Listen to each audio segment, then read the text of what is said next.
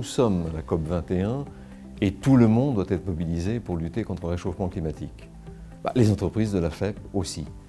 Et en plus, nous proposons une démarche originale qui est l'économie circulaire. L'économie circulaire, c'est une approche nouvelle, globale, qui couvre des tas d'activités comme le recyclage, bien sûr, mais la réutilisation des matériaux et bien évidemment l'éco-conception.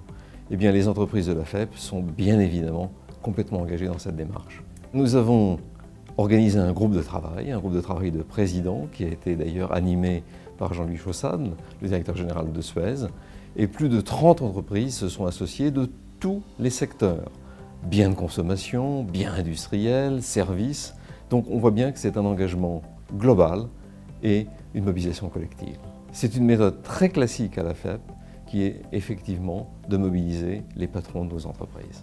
L'approche que nous avons choisie chez Renault, c'est de nous associer à un grand groupe de déchets, la société Suez, pour gérer ensemble un des leaders de la fin de vie des véhicules en France, la société Indra. À partir de ce champ d'expérience en vraie grandeur, nous avons fédéré ensuite toute une série de PME, de sociétés et d'universités autour de projets innovants, de valorisation de pièces de réemploi pour la réparation d'une part, et de récupération et transformation de matières, de déchets, pour les réintégrer en boucle courte dans notre appareil de production.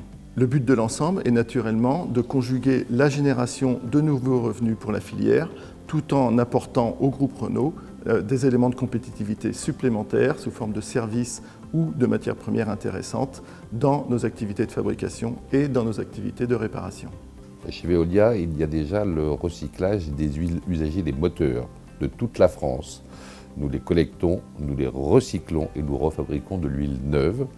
Nous économisons ainsi toute la même quantité de pétrole nécessaire d'habitude pour fabriquer des huiles et nous émettons 70% de moins de CO2 par rapport à une fabrication classique. On peut parler aussi des bouteilles en plastique, bottle to bottle.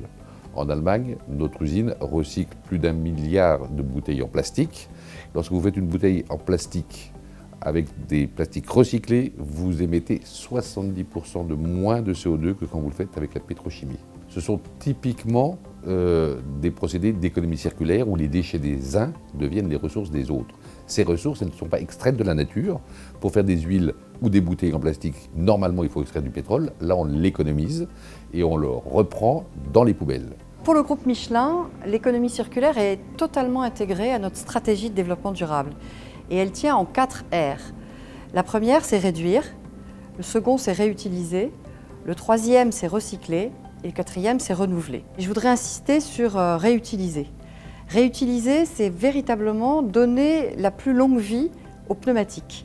Et on le fait grâce à la qualité technologique de nos pneus, puisqu'on est capable d'abord de les recreuser, c'est-à-dire qu'on a une qualité qui permet de recreuser la bande de roulement. Ensuite, on peut rechapper. Rechapper, ça veut dire qu'on enlève complètement la bande de roulement et on en met une nouvelle, mais on garde tout le reste du pneu. Le pneu, à nouveau, peut être utilisé avec toutes ses performances et on peut faire ces opérations 2 fois. Donc, au lieu d'avoir un pneu qui dure, on va dire, 200 000 km, il va pouvoir durer 1 million de kilomètres. Et je crois que ça, c'est un exemple très très fort de l'économie circulaire.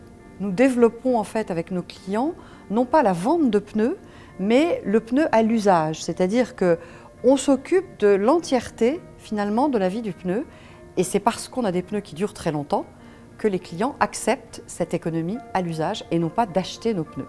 Nous avons conclu que l'économie circulaire était en train de s'imposer comme l'économie de demain.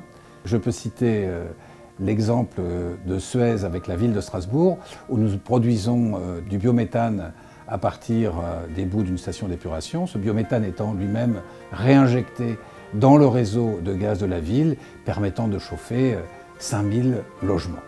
L'État doit être un facilitateur, mais les entreprises doivent s'engager. Et nous proposons 3 niveaux d'engagement. Premièrement, l'évaluation.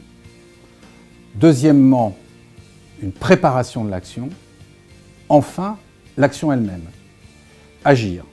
Et agir, ça suppose de publier des engagements et de les respecter et ensuite de les confronter à la réalité.